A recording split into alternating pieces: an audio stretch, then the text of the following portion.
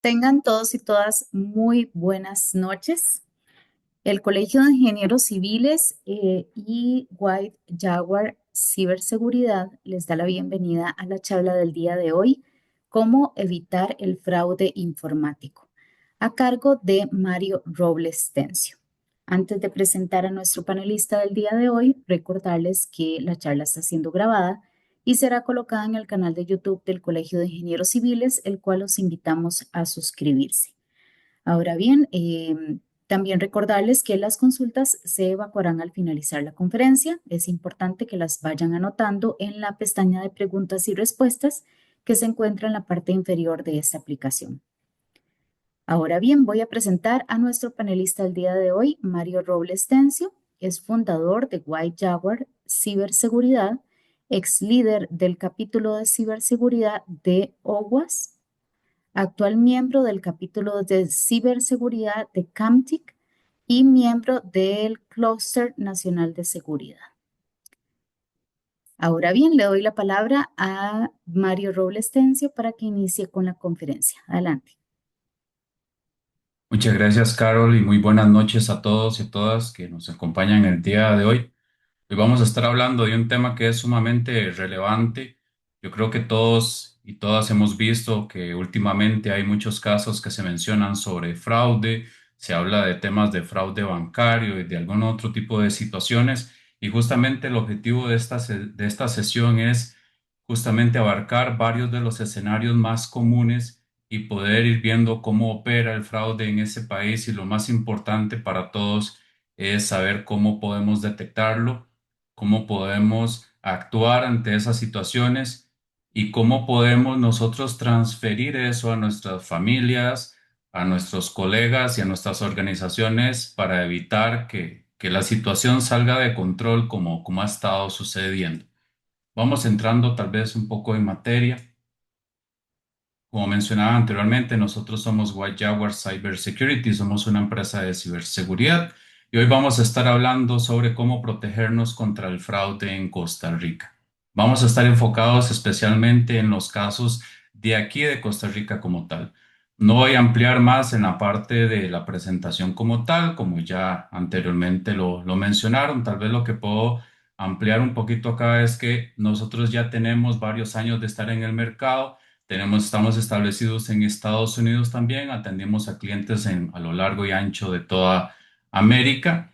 Estamos en Delaware, en los Estados Unidos. Desde Costa Rica está nuestra base de operaciones, y desde aquí pues operamos para el resto de Latinoamérica. Somos la primera empresa de ciberseguridad en Costa Rica dedicada 100% solamente a ciberseguridad. Ya tenemos más de 10 años en el mercado, abarcando clientes en más de 10 países, y ya hemos pues tenido cierta experiencia en todo el tema de fraude, todo el tema de vulnerabilidades y demás, y somos miembros activos del Anti-Phishing Working Group, que es una de las organizaciones pues que se dedica a perseguir o a compartir redes de información de inteligencia para perseguir grupos criminales en temas de fraude. Hablemos un poquito sobre cuál es el estado actual de Costa Rica, tal vez para situarnos sobre de qué estamos hablando el día de hoy. Vemos noticias en los periódicos y nos vamos a remontar a cosas que vimos en el 2023. Se decía por ahí que Costa Rica encabeza la lista de delitos informáticos por phishing, en otras palabras, por correos de suplantación de identidad, según un estudio que se reveló en ese momento. Después se decía que las estafas informáticas crecieron más de un 400% en los últimos 4 años. Estamos hablando de que esto ya fue en el 2024. Y las noticias siguen. Se dice que los delitos informáticos se duplicaron de 14 a 27 casos por día en el 2024, según datos del OIJ. Al mismo tiempo, el mismo OIJ reconoce que está colapsado, que no tiene la cantidad suficiente de agentes y de personal y de músculo para poder atender todos los casos que les llegan. Todo esto nos va dando un contexto de la situación en la que estamos. Y obviamente todo esto se da porque las personas siguen cayendo.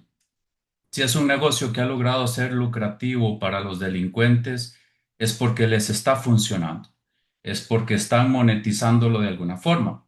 Y justamente el factor confianza de las personas, que todavía pensamos que todas las personas son buenas, como nos enseñaron nuestros abuelos, pues eso nos lleva a situaciones en las cuales nos engañan y nos ponen en situaciones complicadas y nos terminan robando nuestro dinero.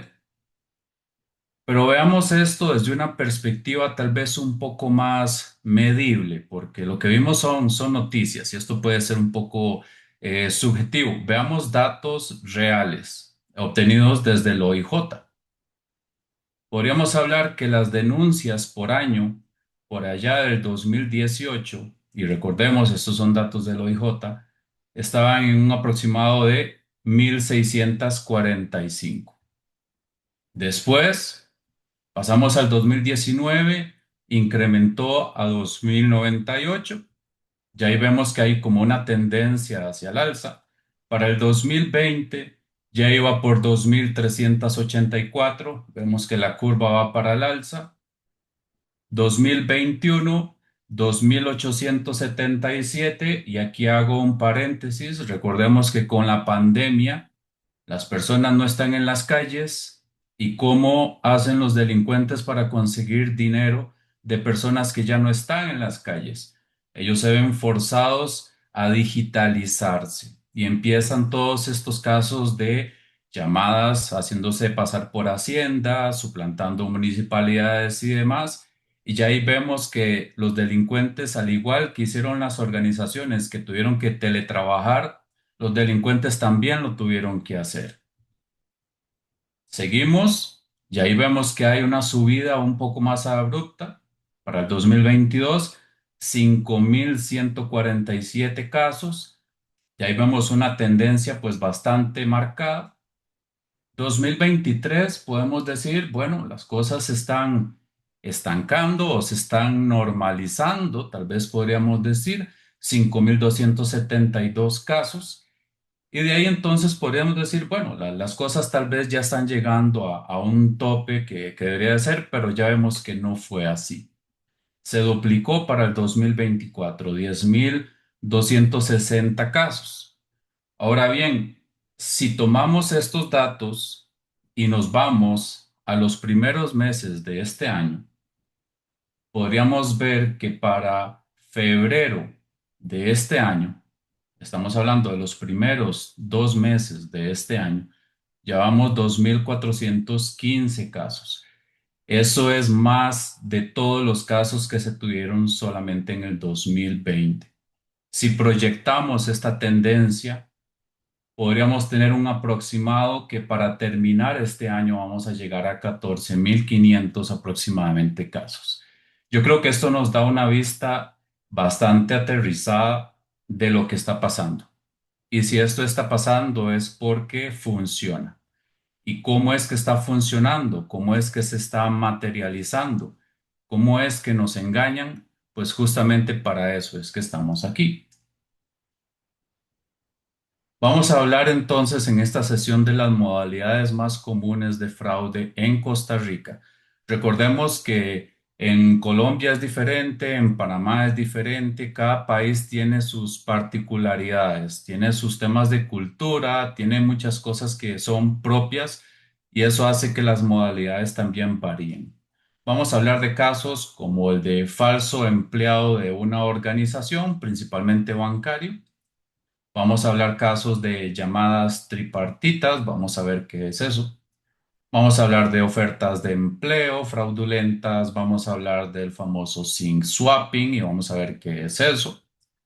Mensajes de texto, llamadas o mensajes por WhatsApp, que también conocido por smishing, publicidad falsa, y vamos a estar hablando de una modalidad que se ha estado dando recientemente, que son por errores de transferencia y creatividad que se está dando últimamente, pues para poder engañar a las personas que cada vez se dan cuenta más fácil de los engaños y no caen. Vamos a ir desmenuzando pues cada uno de ellos. Hablemos primero del falso empleado. Vamos a hacer hincapié en el tema de falso empleado bancario. Sin embargo, recordemos que esto se puede dar cambiándonos el sombrero por cualquiera que ustedes quieran. Hemos visto casos, por ejemplo, de llamadas donde se hacen pasar por el Ministerio de Hacienda para alguien que es representante legal de una organización o de una sociedad y que está en problemas o que puede estar moroso con Hacienda y demás. Lo mismo pasa, por ejemplo, con propiedades y llamadas fraudulentas de funcionarios que se hacen pasar por un representante de una municipalidad. Y ahí podemos seguir. Están los de firma digital, hay muchos de estos casos, pero en este caso nos vamos a enfocar principalmente en los que son empleados bancarios, que son los que terminan materializándose más en temas de dinero. Los delincuentes llaman y advierten a las personas sobre transacciones que son sospechosas y nos tratan de inducir al error. Aquí tenemos varios actores, tenemos delincuentes y tenemos la víctima, donde el delincuente nos llama, nos dice que se detectó algún tipo de actividad fraudulenta en nuestra cuenta, como que hay algún rebajo, que si nosotros lo autorizamos o no los autorizamos. Eso lo que busca es sacarnos de nuestra zona de confort, ponernos en alerta, ponernos nerviosos. Y cuando las personas nos ponemos nerviosos, actuamos en modo supervivencia. En modo supervivencia, eso es como cuando estábamos en las cavernas y es de noche y es peligroso y nos puede comer una fiera. Nosotros estamos en modo supervivencia y cuando estamos en modo supervivencia, nosotros salimos corriendo y dejamos botado cualquier cosa que sea no indispensable. En otras palabras, tomamos decisiones que dejan factores de riesgo de lado para enfocarnos en las cosas que nosotros consideramos que son más importantes. Eso es lo que buscan los delincuentes, sacarnos de nuestra comodidad, decirnos que algo malo está pasando para que tomemos una decisión apresurada sin pensarlo mucho y nosotros mismos materialicemos el delito que ellos están buscando ocasionar. Digamos que la víctima pues le pregunta al delincuente qué es lo que tiene que hacer, suponiendo que es un funcionario real, sin sospecharlo en ese momento, y a partir de ahí les dan algunas indicaciones que esto puede variar. Le voy a mandar un mensaje de texto por el teléfono, le voy a mandar un mensaje por WhatsApp, le voy a pasar o le voy a digitar a usted, abra el navegador, ingrese la dirección que le voy a decir. Hay muchas formas de cómo nos pueden inducir a que nosotros vayamos a un sitio falso y el objetivo es que nosotros entremos en este sitio y enviemos la información. Hay muchas de las historias que estoy seguro que muchos de ustedes han escuchado, donde las personas dicen, no, pero es que yo nunca le di datos al delincuente. Él nunca me los preguntó, yo nunca le di ni mi usuario, ni mi contraseña, ni nada. Y las personas creen que al haber entrado en el enlace que les dieron, estaban entrando realmente a la página que era oficial del banco y bajo su criterio ellos nunca le dieron nada al delincuente porque enviaron la información directamente en una página sin saber que esa página estaba siendo controlada por los delincuentes. Los delincuentes, cuando las personas envían los datos en estas páginas falsas, pues obviamente los van a recibir y a partir de ahí pues van a realizar ciertas acciones. Y aquí es muy importante que tengamos cuidado primero a la hora de abrir los enlaces y después vamos a ver ahorita ejemplos de cómo los podemos identificar y demás y qué es lo que podemos hacer. Pero en muchos de estos casos, una vez que la persona trata de ingresar en el sitio, los delincuentes le dicen, por favor, espere en línea mientras verificamos la información y la persona le dice, no, pero es que me está fallando el sitio, es que estoy enviando mis credenciales y no me está dejando entrar. Y los delincuentes básicamente lo que hacen es ponerlo en espera mientras ellos utilizan las credenciales que ya nosotros les dimos por otro lado para entrar en el sitio oficial y tratar de realizar las acciones que van a hacer para materializar. Van a entrar al banco, van a tratar de agregar cuentas destino, van a tratar de cambiar la contraseña, van a tratar de extraer el dinero. Y si el banco es, pues como la mayoría, que tiene esas opciones donde piden el codiguito, el famoso OTP, para confirmar una acción, como transferir o como para agregar una cuenta favorita y demás, Muy probablemente que los delincuentes, como todavía tienen a la persona en línea, pues le van a decir, por efectos de seguridad y demás, necesito que me dé los numeritos del token que le van a aparecer y ya con eso terminan de materializar el fraude. Ya luego de que obtienen lo que necesitan de ustedes, pues básicamente se termina la comunicación y ya todo está cocinado. ¿Qué pasó mal en este caso? ¿Qué fue lo que salió mal? Confiamos en las personas, pues la persona pudo haber pensado, no es que era muy respetuoso la persona con la que yo estaba hablando, en ningún momento me pidió datos personales ni me pidió nada. Yo entré en una plataforma que era idéntica a la del banco y yo juro que eso era la página del banco y después pues obviamente las cosas salen mal. Yo creo que lo primero que tenemos que hacer, y eso es la recomendación que cualquier especialista en la materia les va a decir, es que no hay que abrir ningún enlace que nos vayan a dar. No hay que seguir indicaciones que nadie nos vaya a dar.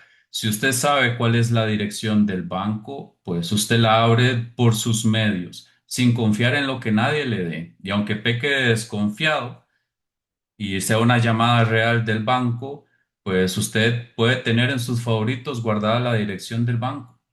Tenemos que desconfiar de todo, lamentablemente. Hay que revisar directamente en las plataformas oficiales sin abrir ningún enlace, ningún mensaje, sin seguir las indicaciones de nadie. No hay que dejarse llevar por el miedo, porque nosotros mismos nos convertimos en los profetas de nuestra misma propia desgracia. Tenemos que tener la mente fría, detenernos y no dejarnos llevar pues, por presiones o por miedo o por cosas que nos vayan a decir. Siempre tenemos que tener a mano la dirección de Internet oficial de los bancos para que ustedes mismos, desde algo que ustedes conocen, que ustedes confían, lo puedan abrir sin tener que confiar en nada que nadie les vaya a proporcionar. Vamos a ver la siguiente modalidad y es la llamada tripartita. Esto se da entre tres partes. Estamos hablando de alguien que se hace pasar por un vendedor, por un comprador o por un cómplice. Vamos a ver cómo funciona esto. De esto hay muchos casos que están pasando en el país, principalmente con comercios o con personas que están vendiendo, por ejemplo, maquinaria o que venden algo de un valor que sea importante. En este caso, el vendedor es la víctima, el comprador es el delincuente y existe un tercero que es un supuesto funcionario bancario que es cómplice. Y la situación se desarrolla de la siguiente manera. El delincuente llama o contacta al vendedor con la intención de comprar algo. ¿Qué ejemplos hemos visto? Por ejemplo, compra de maquinaria industrial. Vimos casos de alguien que quería comprar una máquina agrícola de segunda mano que costaba 5 millones de colones. Se puede ver inclusive con compra y venta de esto de marketplace en Facebook. Muchos de estos escenarios, anuncios clasificados, todo esto se puede dar de muchas formas cuando alguien está vendiendo algo o cuando es algún tipo de comercio. Las personas dan las indicaciones de pago, el vendedor, págueme por transferencia o págueme por Simpe Móvil, que es como lo usual. Y después el delincuente nos dice, bueno, ya le deposité. El vendedor se extraña y dice, no, es que en el banco no me aparece el dinero. No lo he recibido. De ahí empieza como una confusión. Pero yo ya le deposité, pero el vendedor le dice, no, es que yo no he recibido el dinero, yo no le puedo dar el producto. Bueno, voy a llamar al banco y vamos a averiguar qué es lo que está pasando. Llaman al banco, supuestamente, el delincuente, y aquí es a donde entra la tercera persona. La persona del banco entra en la llamada como si fuera en conferencia y pues empieza toda la parte de la obra de teatro. Buenas, en que les puedo ayudar, ahí le explican la situación. No es que yo le estoy pagando un dinero a la persona, ya a mí se me rebajó de la cuenta del banco, pero el vendedor dice que no ha recibido el dinero. Entonces queremos saber qué es lo que está pasando. y el supuesto pues funcionario bancario dice que va a revisar. Después de sus revisiones, el supuesto funcionario bancario lo que dice es, ya sé qué es lo que está pasando. Lo que pasa es que el dinero quedó bloqueado por X o Y motivo. Esto puede variar. Puede, por ejemplo, utilizar algún tipo de mecanismo de presión para el vendedor. Puede decir, bueno, es que la cuenta del vendedor tuvo algún tipo de actividad sospechosa, entonces está temporalmente bloqueada, pero el dinero ya se rebajó y está en un proceso en el que va a ser depositado en el transcurso del día o mañana. Pero el dinero ya está rebajado, el dinero sí se va a pagar. Y aquí se vuelve en una situación de dos contra uno, donde el banco dice, supuestamente, que ya el pago ya está hecho, pero que es cuestión de tiempo para que se vea reflejado en la cuenta. Y el otro delincuente dice, bueno, yo ya pagué y no quiero pensar con que usted me está estafando con la venta. El banco dice que todo está bien, yo ya no tengo el dinero, por favor déme lo que compré. Y empieza esa presión psicológica y si la persona cede y da el producto como tal, pues ahí es donde se materializa entonces la estafa. ¿Qué lecciones de ahí entonces podemos obtener? La regla de oro es: no podemos confiar inclusive en los comprobantes. Los comprobantes pueden ser manipulados. Ahora con inteligencia artificial es muy fácil hacer este tipo de cosas. Y ya hay muchas formas de cómo alterar comprobantes de simpe móvil o de transferencia y demás. Lo único que podemos confiar realmente es en el saldo que nosotros vemos en el banco. Ningún otro tipo de excusa es válida. Se pueden poner amenazantes y otro tipo de situaciones. Si el dinero no está en la cuenta, pues definitivamente no podemos entregar el producto. Hay muchos casos de esto en estafas a comercios que están sucediendo. Ofertas de empleo que son fraudulentas, y esto es importante porque la mayoría de los casos de las personas que se ven afectadas por esto son personas que tienen conocimientos técnicos que a veces creen que por su confianza en la tecnología los vuelve como más inmunes a este tipo de casos. Justamente la comunidad de informáticos, por ejemplo, es de las tasas más altas de las que caen en este tipo de problemas. ¿Cómo se da este tipo de fraude? Una organización hace selección de personas para un puesto en específico.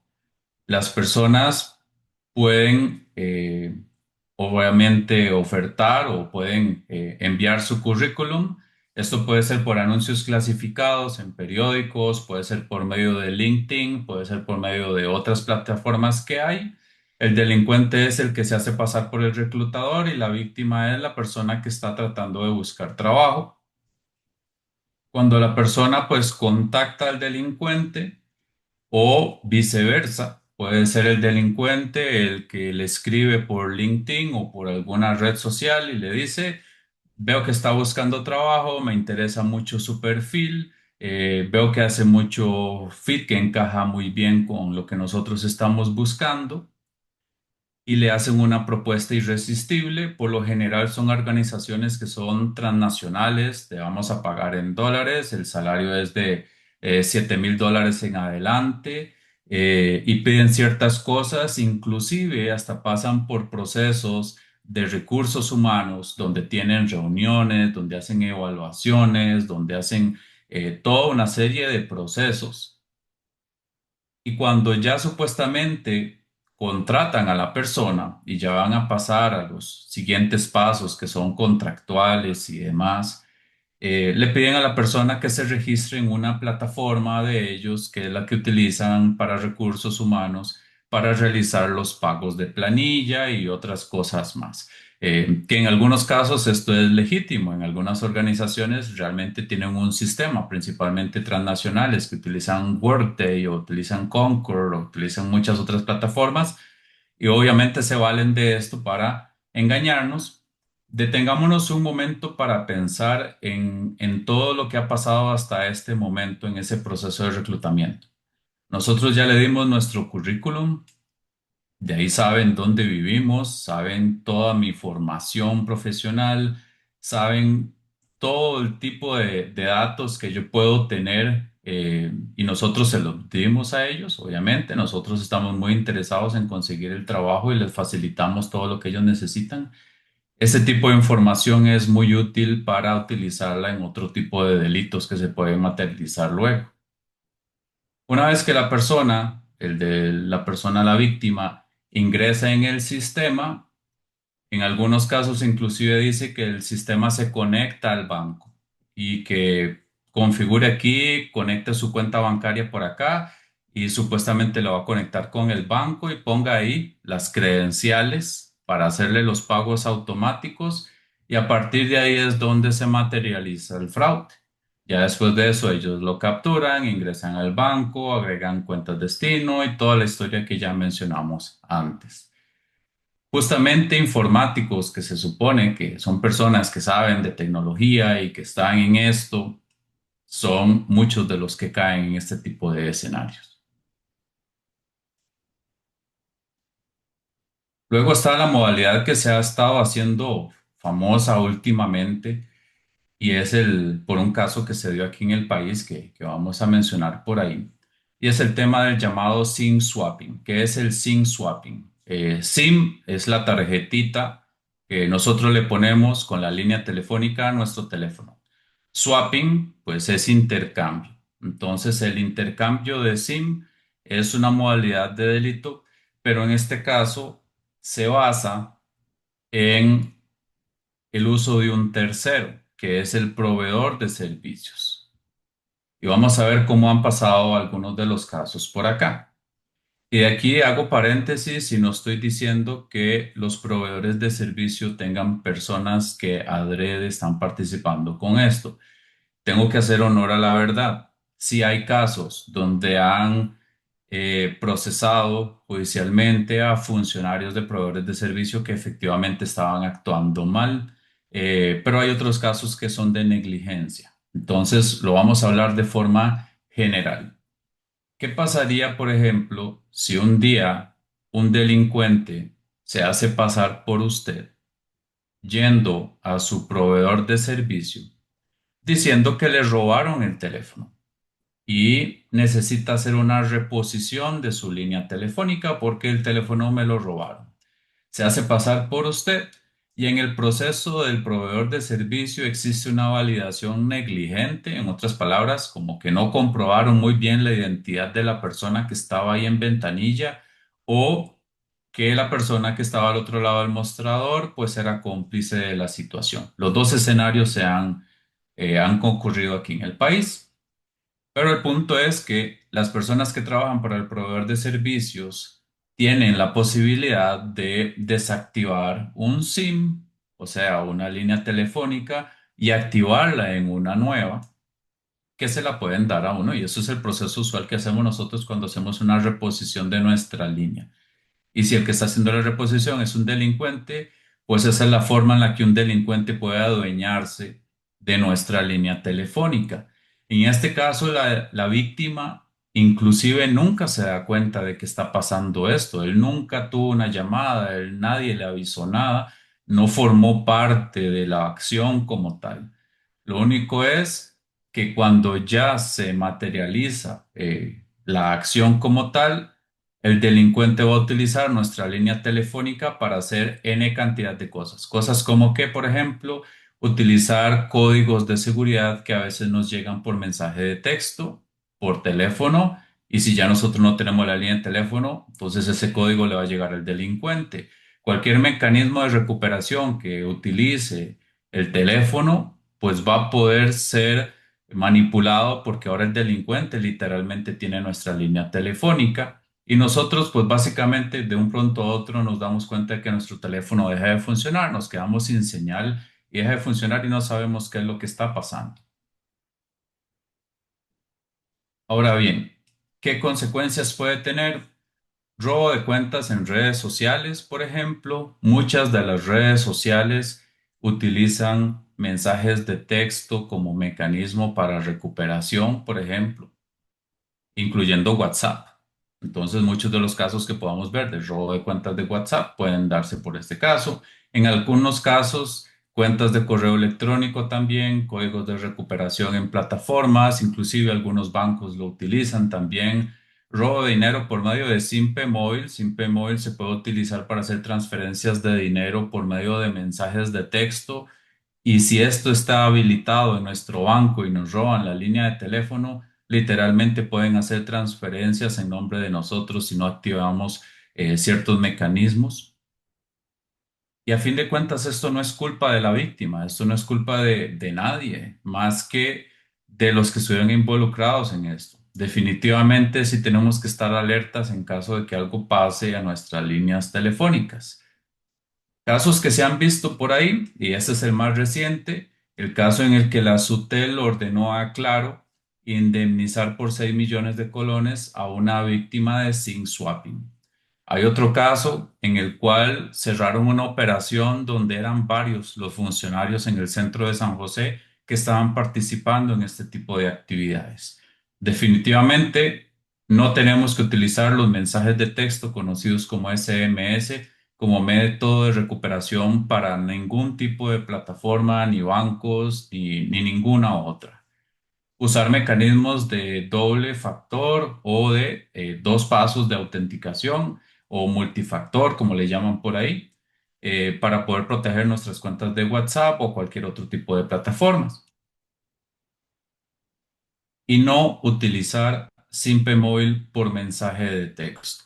Aquí estoy poniendo el ejemplo en el caso del BAC, pero no estoy diciendo que sea algo propio del BAC. El mismo Simpe Móvil, por definición de la tecnología, soportaba esto en su definición inicial, lo cual era muy inseguro y ya se ha ido reemplazando por envío de dinero por Simpe Móvil utilizando la aplicación propia de cada banco. Esto ya se ha ido descontinuando, pero algunos bancos todavía lo permiten. Si lo tienen activo, simplemente tienen que dejar de utilizarlo y utilizar solamente Simpe Móvil por medio de la aplicación y no por mensaje. Ok, tenemos preguntas y las vamos a ir abordando entonces al final de la sesión. Están los mensajes de texto y mensajes por WhatsApp, que esto yo creo que de aquí nadie lo va a poder negar. Yo creo que en este momento todas las personas de este país están recibiendo mínimo 2 mensajes de estos por día. Hay muchas actividades que inclusive en la dark web se está vendiendo el servicio de envío de mensajes de texto de forma masiva por país y demás. Hay muchas actividades aquí en el país y muy probablemente que todos ya hemos recibido de estos, de promociones de bancos y demás. Vamos a ver algunos ejemplos de cómo está pasando esto. ¿Cómo funcionan esos fraudes de estos mensajitos que a veces parecen inocentes que nos llegan a los teléfonos o a veces por correo electrónico? Usualmente vienen desde líneas prepago o pueden venir desde teléfonos robados. Son líneas que son básicamente desechables porque saben que en el momento en el que se bloqueen, se reportan a la SUTEL, dejan de funcionar y utilizan otra. Entonces utilizan lotes de números grandes para poder hacer esto. Inclusive en algunos casos utilizan servicios que vienen fuera del país que son más difíciles de rastrear. Nos envían un mensaje. Buscan que la persona abra el enlace que está dentro del mensaje de texto y ese enlace lo va a llevar a una página que se ve idéntica a la real y obviamente va a buscar que envíe los datos personales. Algunos ejemplos que tenemos, por ejemplo. Este es del BCR, no estoy diciendo que sea propio del BCR. Está de Promérica, está del Banco Nacional, está de BAC, está del Banco Popular, está de todos los bancos, inclusive está de Goyo, está de Correos de Costa Rica, está de Pequeño Mundo, está de farmacias. De esto no es únicamente en un tema de bancos y especialmente las modalidades que están saliendo las últimas 2 semanas que no están en la presentación, pero que las vamos a mencionar por ahí. La temática siempre es la misma. Va a venir un mensaje que nos va a tratar de tentar de alguna forma. Dice, tienes puntos que puedes canjear. Y las personas dicen, bueno, pero para canjear los puntos, porque ¿cómo es que me van a robar a mí algo con eso? Y esto me va a llevar a una página que es idéntica a la del banco. O en los casos recientes, una página muy bien hecha donde nos dice canjee aquí sus puntos. Si le dice a usted, escoja, quiere llevarse un televisor, quiere llevarse una olla, quiere llevarse una refrigeradora, una página muy bien hecha donde usted se emociona, usted dice, tengo 5.000 puntos y la refrigeradora cuesta 4.900 puntos, es gratis, usted la quiere, le da siguiente y le dicen, ok, pero el costo de envío es de 500 colones. Usted dice, bueno, 500 colones por una refrigeradora, eso no es nada. Ok, pague los 500 colones, tiene que poner su tarjeta de crédito aquí. Y ahí es a donde se materializa el fraude. En algunos casos es la página literal del banco. Si la ven ahí, esa página es idéntica a la del BCR. Y ahí nos podemos poner exquisitos a ver sobre los detalles. Y sí, ciertamente el enlace ahí se ve como medio sospechoso. Dice BNCR y con otras cosas que yo no entiendo, pero indiferentemente de que sea un enlace recortado o que sea o que no sea, la regla de oro sigue siendo la misma y es la más sencilla de todas. Simplemente no hay que abrir ningún enlace. Esa es la regla fácil. En algunos casos, lo que dice por un lado el mensaje es totalmente distinto a lo que realmente va a abrir en el navegador. Entonces no podemos tampoco confiar en lo que estamos viendo porque el enlace por debajo puede llevarnos a otro lado. Y como mencionaba, esto no es solo del Banco de Costa Rica, está para el Banco Nacional, está también para el BAC. Esta página que estoy mostrando ahorita, donde dice consulta sus puntos, es justamente ese caso que yo mencionaba. Primero le piden a usted el número de teléfono, después le piden que se emocione, ¿verdad? Usted tiene no sé cuántos puntos y usted selecciona los productos que usted quiere. Después de que los selecciona, le van a decir que es un envío de 50 colones, 500 colones y cuando usted va a pagar, básicamente le van a pedir la tarjeta. Vemos que los enlaces pues pueden ser fáciles de identificar, pero a veces las personas no lo ven así, ¿verdad? Y mejor la regla sigue siendo la misma. Mejor no confiar del todo, mejor no abrir nada. Si esto se lo tenemos que explicar a nuestros adultos mayores, es mejor decirles que no abran nada para que ellos no necesitan el conocimiento técnico como para identificar este tipo de cosas. La forma de cómo evitarlo es más sencilla, no tenemos que complicarnos. BAC San José, la misma situación. De ahí podemos seguir con muchos más ejemplos. A fin de cuentas, ustedes me podrían decir cuál de las dos que tenemos ahí en pantalla es la real o cuál es la falsa, o las dos son reales o las dos son falsas. El punto es que inclusive hasta personas de tecnología y demás no van a poder ver la diferencia porque son clonadas ahora con herramientas que en 5 minutos usted puede literalmente clonar una página. Ahora hay herramientas de inteligencia artificial que permiten hacerlo en segundos. En realidad, pues la regla es que son idénticas y la verdad es que no tenemos que confiar en nada. Esa es la regla, sigue siendo válida. Están los casos de publicidad falsa, que esto se da principalmente con casos de bancos y comercio, y esto se da cuando existe una primera víctima, que es, por ejemplo, un emprendedor o una marca comercial que tenía contraseñas débiles o que cayeron en algún tipo de engaño, les hackearon la cuenta, eso es que les robaron la cuenta porque les obtuvieron las credenciales. Y una vez que tienen acceso a una cuenta, por ejemplo en Facebook, donde era un emprendedor que tenía la tarjeta de crédito registrada para pagar por publicidad para su negocio, utilizan entonces esa cuenta y la tarjeta asociada a esa persona para pagar por publicidad que es fraudulenta. Pagan por un anuncio que es delictivo, con enlaces a sitios falsos y jalan víctimas pues para materializar entonces los delitos que hemos visto antes y materializar el delito como lo hemos visto. Ya ahí vemos que hay dos víctimas. ¿Y por qué darse la molestia de utilizar anuncios?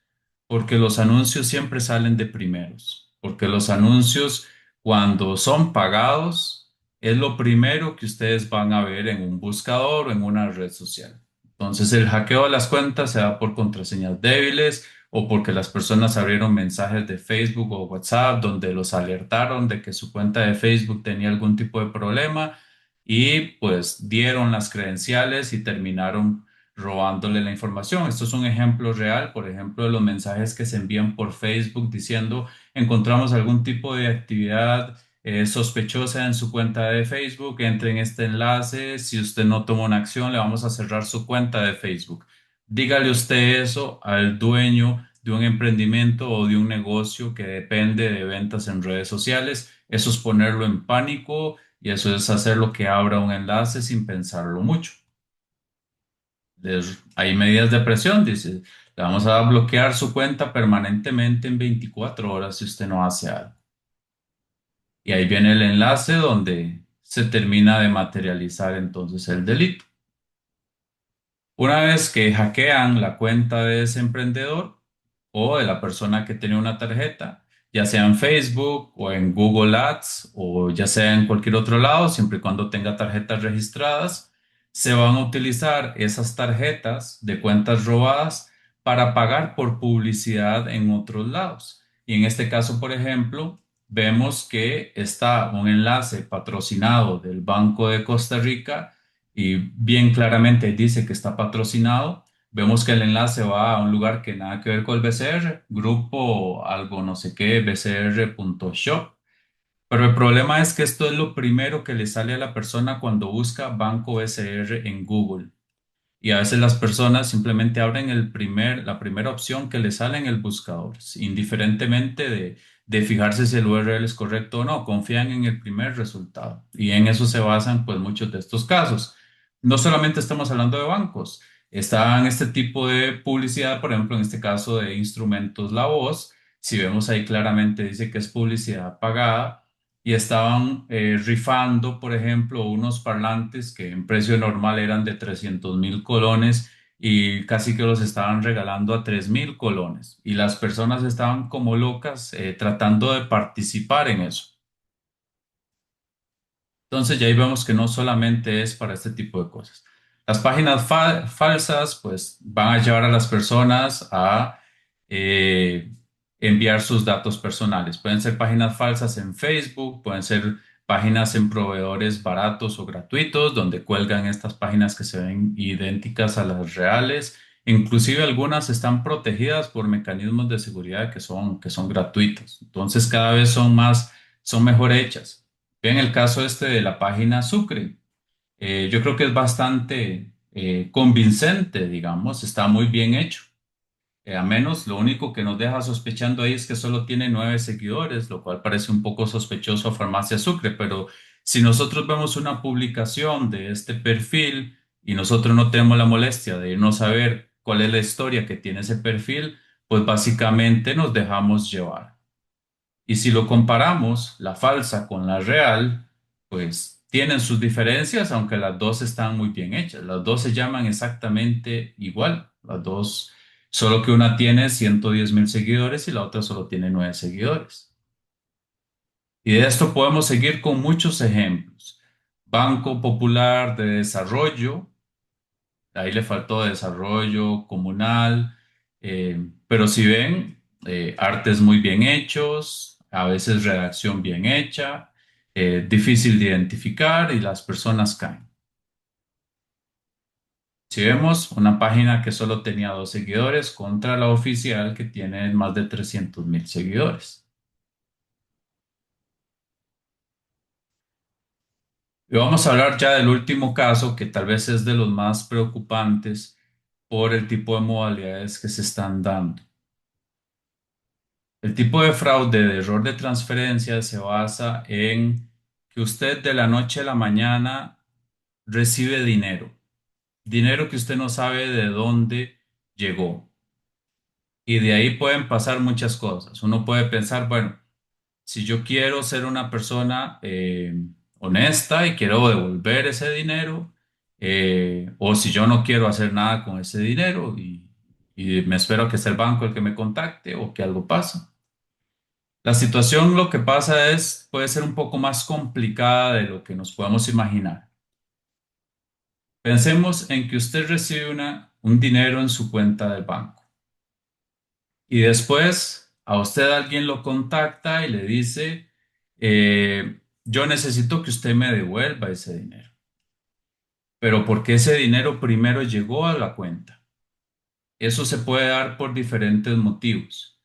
Por ejemplo, si yo estoy estafando a una persona, y yo le digo a esa persona, ok, por medio de secuestro, por medio de acoso, por medio de cualquier tipo de delito, págueme a esta cuenta. Y resulta ser que esa cuenta a la que le dijeron que pagara era la cuenta suya. Sin que usted supiera, lo involucraron en un delito. ¿Por qué hicieron eso? Porque en el sistema bancario se va a rastrear a usted, a la víctima, no al delincuente. Básicamente nos utilizaron como las mulas de aeropuerto, las mulas que se utilizan para trasegar droga en los aeropuertos. Nos utilizaron de mula para recibir el dinero. Y después entonces las cosas se ponen complicadas. Si usted no me quiere dar el dinero, entonces yo lo amenazo, yo sé dónde usted vive, etcétera. Y ahí ustedes pueden tomar decisiones si quieren hacer una transferencia o si quieren darle el dinero o no. Ahorita vamos a ver qué es lo que hay que hacer. Le van a pedir que entregue el dinero o que lo transfiera o de alguna forma pues que haga lo que el delincuente quiere que usted haga.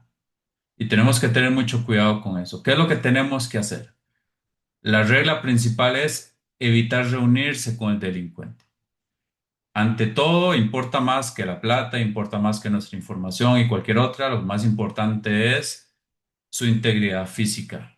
Usted no tiene que ponerse nunca en una situación en la cual usted se vea de frente, cara a cara, con una persona que usted no sabe cuáles son sus límites morales y si está armado o qué es lo que puede llegar a ser. Lo segundo que hay que hacer es reportar la situación al banco. En otras palabras, hay que delegarle el problema a alguien más y denunciar esto a las autoridades, pero principalmente al banco primero. ¿Por qué buscamos hacer esto? Aunque la persona le haya dicho a usted, pero no le diga a la policía, no involucre a nadie en esto, no haga nada. Usted simplemente dice, no, es que entré en pánico y lo primero que hice fue llamar al banco antes de que usted me llamara, entonces ya el daño ya está hecho. Antes de que usted me llamara, yo reporté al banco porque yo soy una persona íntegra y yo le dije al banco, tengo este dinero que yo no sé de dónde viene y ese dinero ya me lo bloquearon, me lo quitaron y yo ya no lo tengo.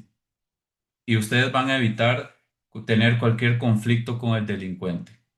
Para el delincuente en ese momento, pues usted simplemente es una transacción. Usted es un medio para obtener dinero. Nosotros no queremos hacer que la situación se vuelva personal. Simplemente queremos que sea una transacción que salió mal para él. Si ustedes le dicen, yo ya no tengo el dinero, ya no se puede hacer nada, lo siento mucho, pues el delincuente debe decir, bueno, sigo con la siguiente persona que tengo en mi lista de estafas y no voy a perder más el tiempo con usted, por más que él vaya a hablar y a enojarse y demás, el dinero ya no lo va a recuperar si ya se fue reportado al banco y si ya está bloqueado, ya lo da por perdido. Pero si nosotros estamos en una posición en la que todavía tenemos posesión del dinero y todavía se puede negociar y todavía nos puede presionar, las cosas se van a poner peores. Yo sé dónde usted vive, yo sé a dónde estudian sus hijos, yo lo voy a investigar, yo lo voy a visitar y demás.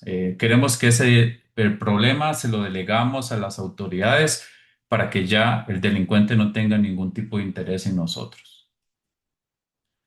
Informar al delincuente entonces que ya no tenemos el dinero, que ya no hay nada que hacer y evitar que la situación se vuelva personal por encima de cualquier cosa, por encima de nuestro ego, de nuestro lo que sea, está la integridad física de todos.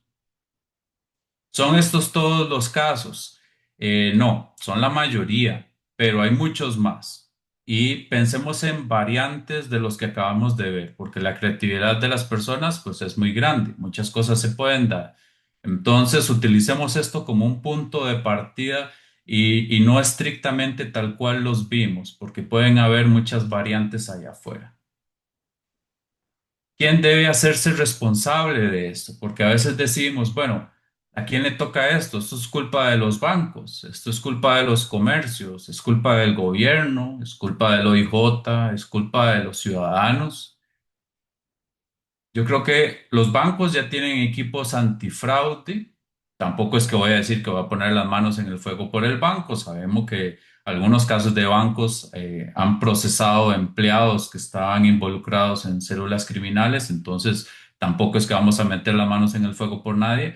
Los bancos tienen equipos antifraude, tienen medidas para eso. Nosotros, como empresa, les damos este tipo de servicios de protección a los bancos. Nosotros perseguimos los casos.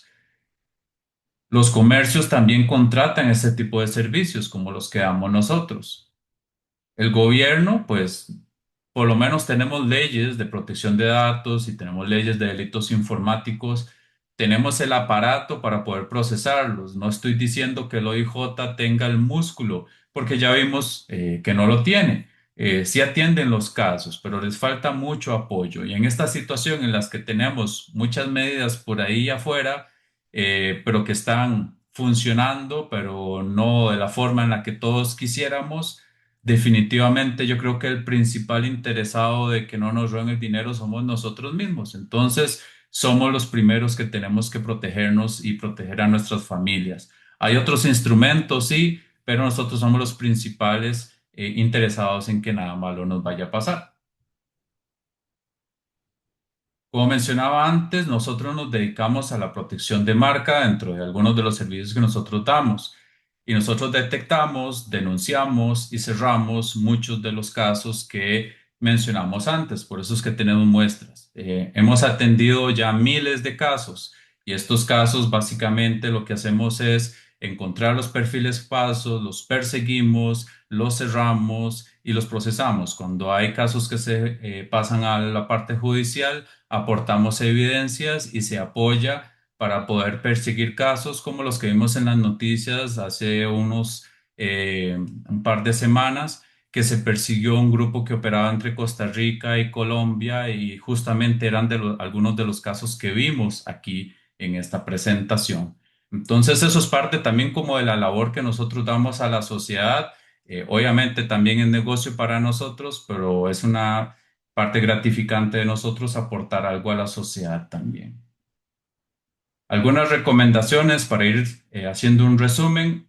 Nunca tenemos que abrir enlaces que recibimos ni por correo electrónico, ni por mensajes de texto, ni por WhatsApp. No podemos confiar en ningún tipo de comprobante porque puede ser manipulado. Y ahora con el tema de la inteligencia artificial, inclusive hasta no podemos confiar en la cara de alguien que vemos en una videollamada o en la voz de alguien porque ahora ya todo se puede suplantar en tiempo real. No dejarnos llevar por impulsos y la presión en las llamadas. Si nos amenazan por un dinero, es mejor delegar ese problema a las autoridades y nunca hacerlo personal para que ustedes no sean afectados. Y es una muy mala señal si su línea de teléfono deja de funcionar de la noche a la mañana o de que alguien le haya clonado el teléfono. Es mejor entonces tener las medidas para evitar que algo pueda pasar en su banco y reportarlo pues con los proveedores de servicios y definitivamente no utilizar SIM-P móvil basado en mensajes de texto. SIM-P móvil basado en aplicación sí lo podemos utilizar. Basado en mensajes de texto, esa es la plataforma que no deberíamos de utilizar, que es la que ya va en camino a ser descontinuada.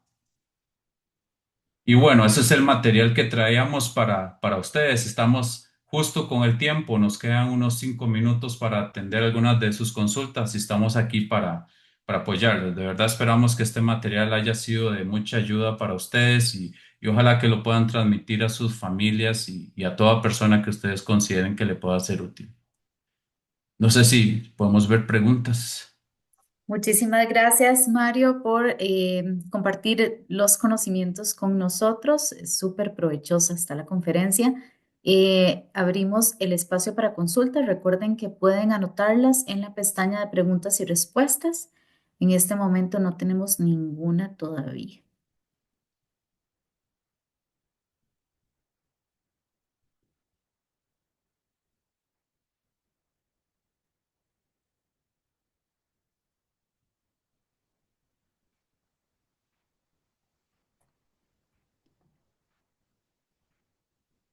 Están preguntando algún número de teléfono donde contactar. Creo que ahí está el código QR, ahí lo pueden ver. Sí, el número de la oficina de nosotros es 2505-5402. Tal vez lo puedo poner aquí en el chat y ahí está el correo electrónico de nosotros, es info@wj.cr. Entonces el número de teléfono es 2505-5402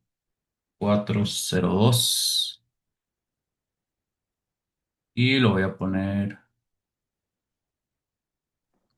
Si le das responder a la consulta, ahí todos lo pueden ver también. Ah, perfecto. Ok, vamos a enviarlo por acá. Tenemos por acá también una consulta anónima. Dice, si por alguna razón se ingresa a uno de estos links, hay peligro si aún no se ha ingresado datos personales o de tarjeta. Sí, a veces tenemos la curiosidad de ver las páginas. En el caso de nosotros, por ejemplo, nosotros abrimos los enlaces en entornos que nosotros le llamamos sandbox, que son como cajas de arena. Básicamente son cajas de arena porque eso es como soltar un ratón dentro de una jaula. La idea de soltar esos bichitos en un entorno controlado es para evitar que se salga de control. Nosotros lo hacemos así justamente para evitar cualquier tipo de daño que se vaya a dar. Si bien es cierto, ellos lo que buscan es el robo de información cuando las personas envían los datos en un formulario, no se descarta la posibilidad de que utilicen software malicioso. En otras palabras, que solo con el hecho de que abramos el enlace en un navegador se pueda explotar una vulnerabilidad que pueda infectar nuestro equipo. Esos casos también suceden. Y yo creo que ante todo lo mejor es no dejarnos llevar por la curiosidad y del todo mejor no abrirlo para no exponernos a esa posibilidad. Muchas gracias. La siguiente consulta es de Melanie Morales. Dice, muchas gracias, Mario. Me sorprende lo de clonar el SIM. ¿Cómo podemos evitarlo con el proveedor del servicio? Evitarlo con el proveedor de servicio es muy difícil porque eso ya depende de las prácticas de los proveedores de servicios. Inclusive ya, no, ya vimos algunos casos que han pasado en temas de la SUTEL, ya hay sanciones y otras cosas más. Yo creo que lo mejor que podemos hacer nosotros es no depender mucho de eso. En otras palabras, que nuestros mecanismos de recuperación no confíen demasiado en el envío de mensajes de texto o llamadas telefónicas, porque ya vimos que este tipo de situaciones pueden pasar y lamentablemente nosotros no tenemos control, tenemos que confiar en nuestro proveedor de servicio, lamentablemente. Es lo mismo que pasa con el caso de los bancos. En toda organización, pues puede haber algún tipo de célula que funciona con los delincuentes. Muchas gracias. La siguiente es de Gabriel Murillo.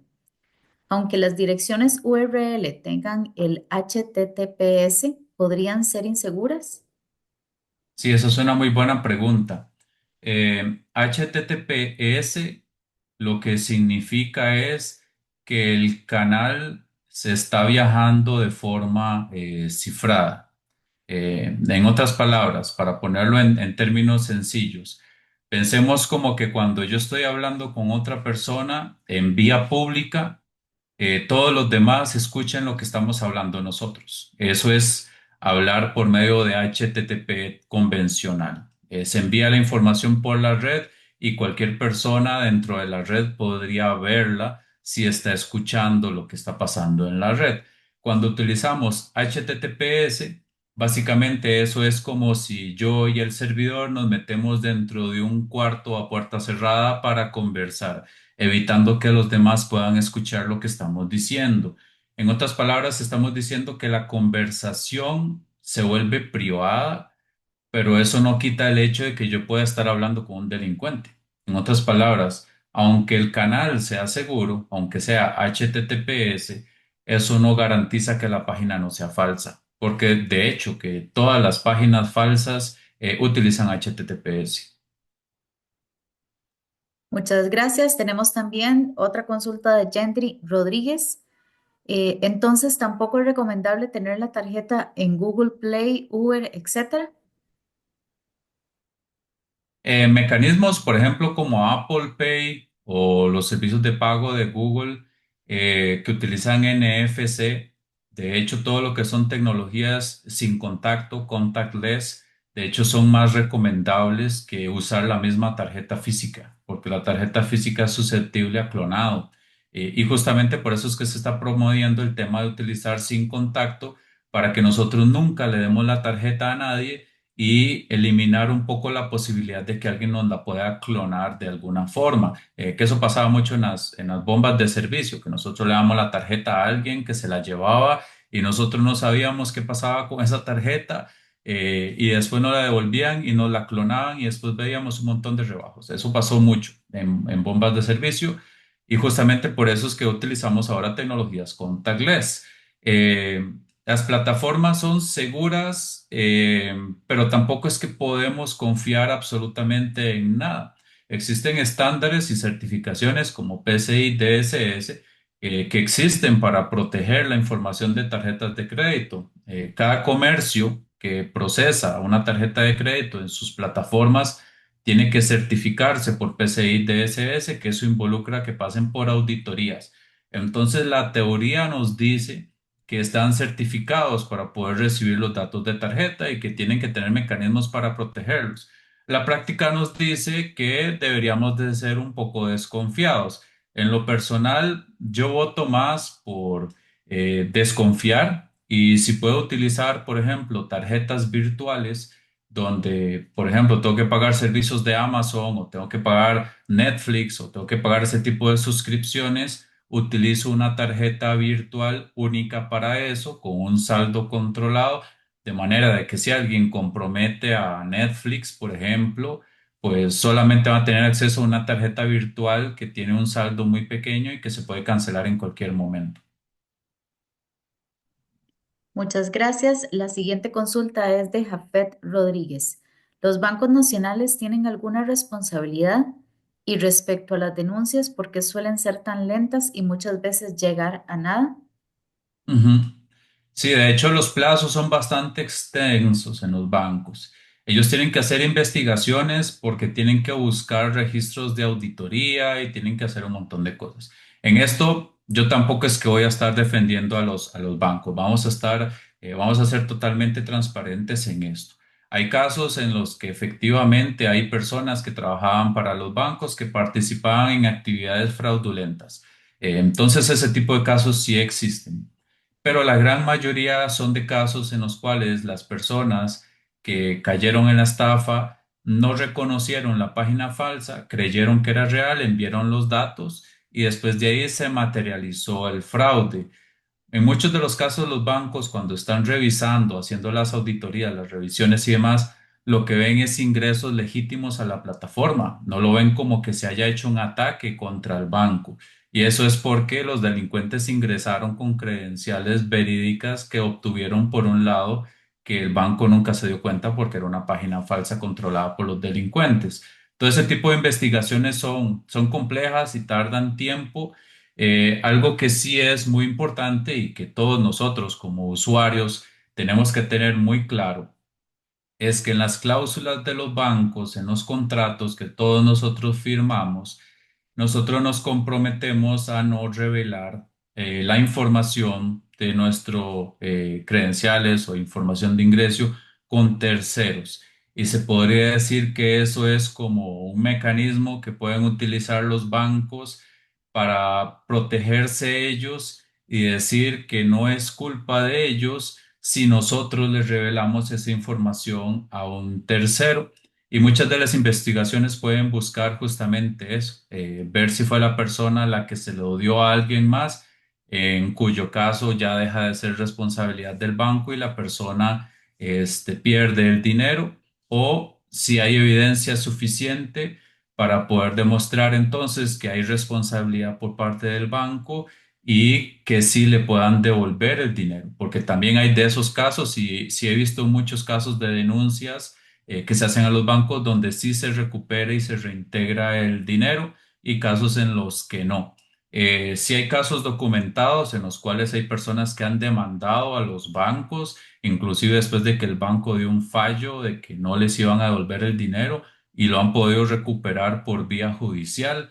Entonces esa posibilidad también existe.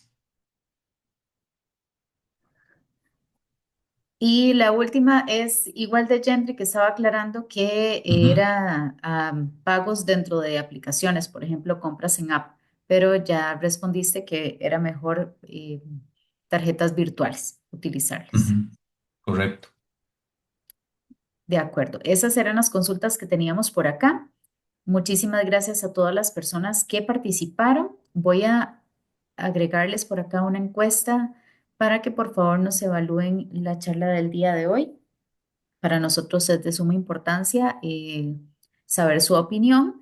Muchísimas gracias a Mario por su tiempo, por compartir con nosotros este espacio y a todas las personas que se conectaron con nosotros el día de hoy. Recordarles igual que la charla queda colocada en el canal de YouTube ya a partir de esta semana. Sin más, entonces damos por finalizada la conferencia. Tengan todos y todas muy buenas noches. Buenas noches.